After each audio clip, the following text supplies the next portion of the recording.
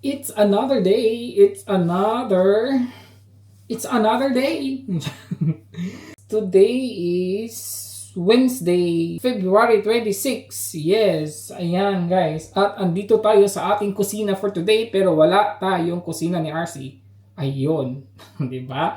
Okay, kasi magluluto ako ng aming pangtanghalian at saka panghapunan all together. This is Life in Germany ni RC Vel. Ganon. Nagpakulo ako ng ating pork ribs yung binili natin na napakalaki. Akala ko guys, isa or dalawa lang yun sila nung malaki na ribs na binili natin last time sa Metro. Tatlo pala sila guys na ganito kahaba. Dalawa is lulutuin ko for today. Yung isang malaki, hinugasan ko lang siya tapos pinahira ng kitchen tissue or something and then binalik ko sa freezer. Eto, pinakuluan ko lang siya ng once. Kasi guys, gagawa tayo ng sinigang. Gagawa sana ako ng nilaga. Kasi yung yesterday, bumili tayo ng cabbage. Pero, mas gusto ko sinigang. Kahit wala akong kangkong, pero meron naman tayo ditong carrots naman.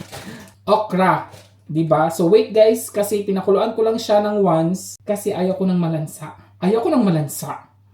Charot. Hugasan ko lang siya ulit before natin siya lulutuin ulit. Mainit yan. Hugasan na siya natin sa running water. Ang dami niya talaga guys. Madalian lang natin itong hugasan.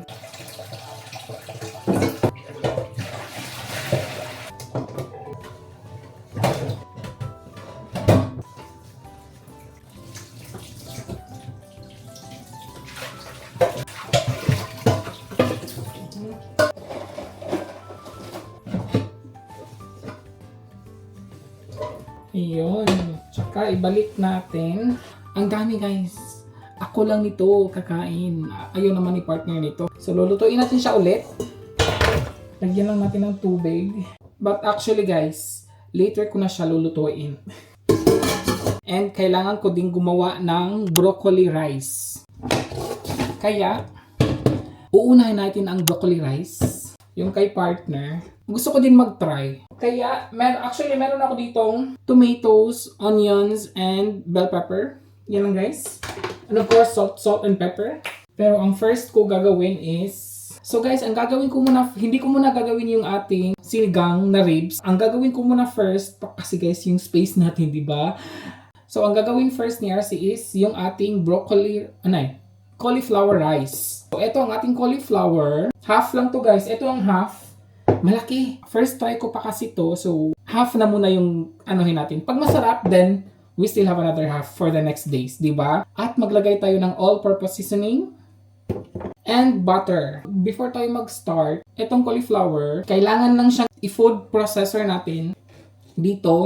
Sa kabila na ako guys kasi wala akong space dito. So ilagay lang muna natin siya dito. Isa-isahin ko lang guys kasi very ang laki ng ating ang laki ng ating space dito. Saktong-sakto din siya guys na half lang talaga yung gagamitin natin kasi. So i-food processor lang muna natin and then I will be back. After 48 years na food process na natin siya. Para na din siyang guys, mais na bigas. Para na siyang medyo matagal-tagal ako na natapos. Okay. Pero guys, again, before ako mag-start, kailangan ko lang talagang mag-ano lang ako guys. Maglunod lang ako ng onion sa ating pangsinigang and peppercorn. So ayan na muna, turn on ko lang to para while tayo nagluluto ng ating cauliflower rice, umiinit na din yung ating pangsinigang. So maglagay lang ako start na tayo sa ating cauliflower rice guys. Maglagay lang ako ng oil. Vegetable oil lang. Hindi lang masyado madami kasi maglalagay tayo ng butter. Lagyan lang natin ng onions. Hindi pa siya masyado mainit. First time ko pa to guys and matagal ko na talaga itong gustong gawin kasi gustong-gusto talaga ni partner ng cauliflower. Pero medyo lang ako, hesitant lang ako gumawa. Pero now I have to do it para malaman natin kung kaya ba natin gawin, di ba? At saka masarap ba? Yun. Ayan, mainit na siya. Ilagay na lang din natin yung ating onions. Ang daming tomatoes pala. Ang daming tomatoes guys. Dalawang medium size na tomatoes. So, kailangan lang natin lutuin talaga yung tomatoes. At saka para gumanda yung yung quality ng tomatoes, lagyan siya natin ng little bit of salt and pepper. Yan. Lulutuin pa talaga natin itong guys, tomatoes. Pwede din natin i-add yung ating bell pepper. Yan. Dali lang pala siya guys. Before natin to i-add, maglagay lang ako ng madaming butter guys. Madami siya. Gusto ni partner, madaming butter. Gusto ko din i-try. Medyo gumanda-ganda na siya guys. Maglagay na tayo ng ating cauliflower. And magdagdag tayo ulit ng salt, pepper, and all-purpose seasoning. Yun lang. And then, mix lang tayo guys.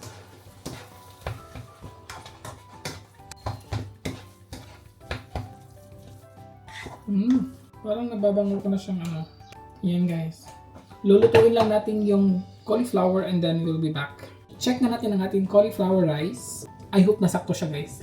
Ang ating sinigang is kumukulo na siya. Pahinaan ko lang. Ayan.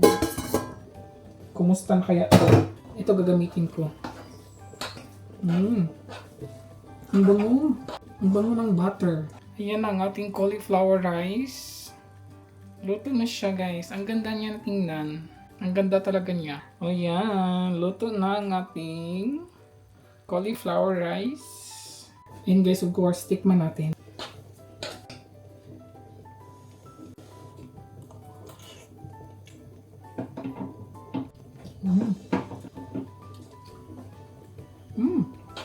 Para lang din pala siyang rice. Guys, mais na bigas. Ganun ang lasa niya. Masarap.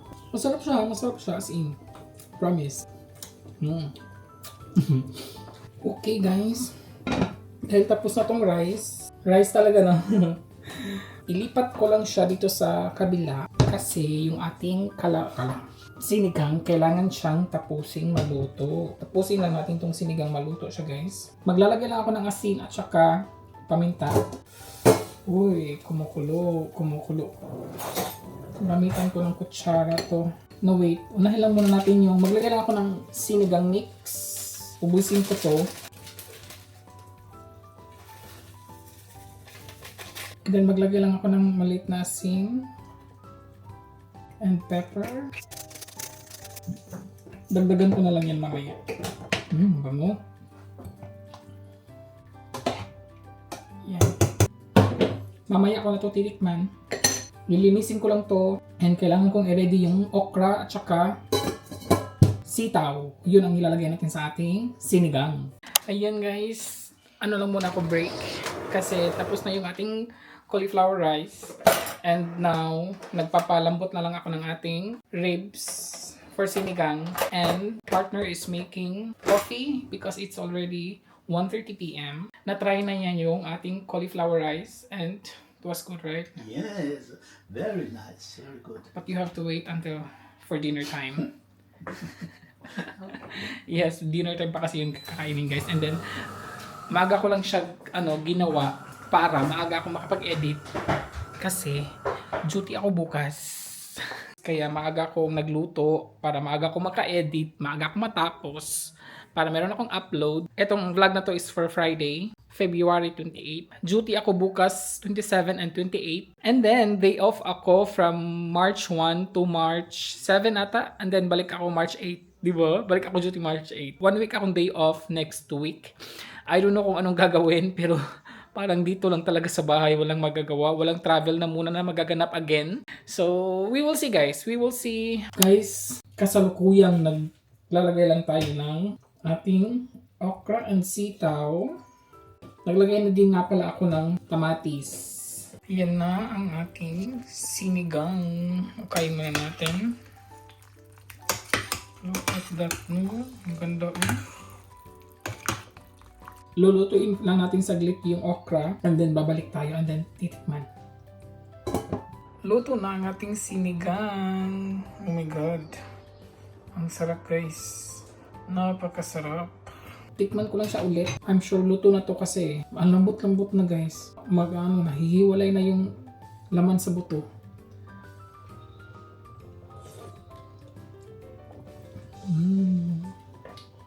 Sarap.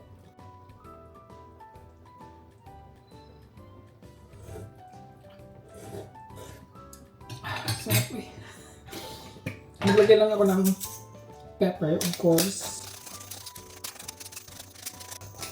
Yan. Luto na. I'll turn this off. Magluluto lang ako ng rice and then, maaga pa talaga guys. 2:30 PM pa. We will see. Kung maaga ba kaming dinner for tonight kasi excited na din si partner sa kanyang cauliflower rice. Nagtatanong na siya kailan daw kami magdi-dinner. Sabi ko, kakatapos lang natin mag-coffee and then yung bread, gusto na niya daw kumain. Sabi ko, mamaya pa. Kasi wala pa akong rice. Magluluto pa.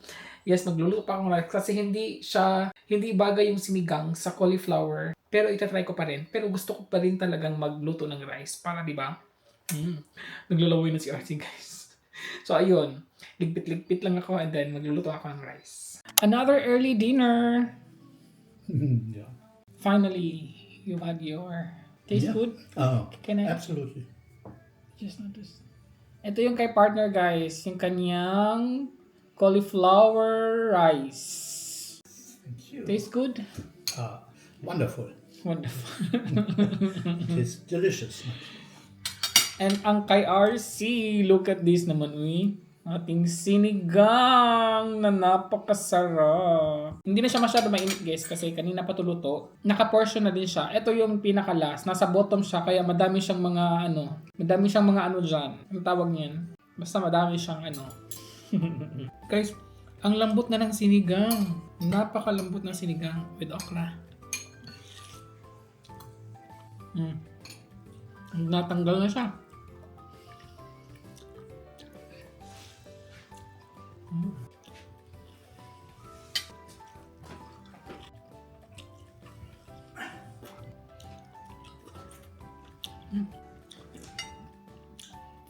Akala ko hindi ako gutom.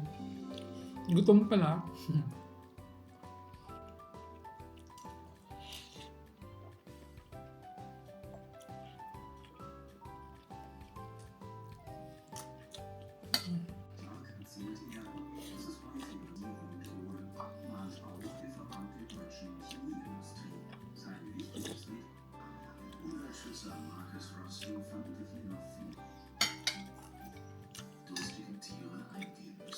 Diba?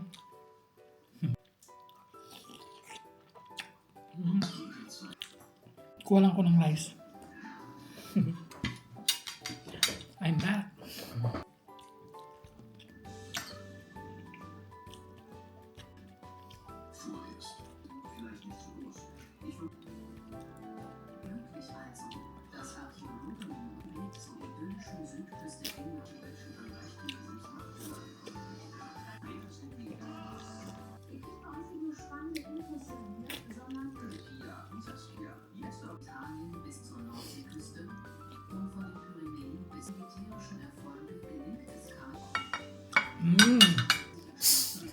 Palitan natin ng Sprite.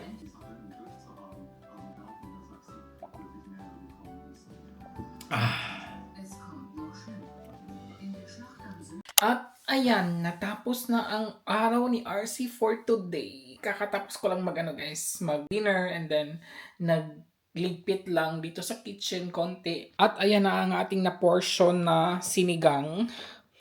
Yan. Yan din. At saka ito din. And then, so, apat ang naano ko guys. Etong dalawa, i-freezer ko to. Tapos ito is pang dinner ko bukas and Friday. And ito yung tira ni partner na cauliflower rice. At nakapagligpit na din ako dyan. Naligpit na siya. Medyo naman malinis. Ito, pinadry ko pa siya guys, yung cabbage. Ilalagay ko to sa freezer.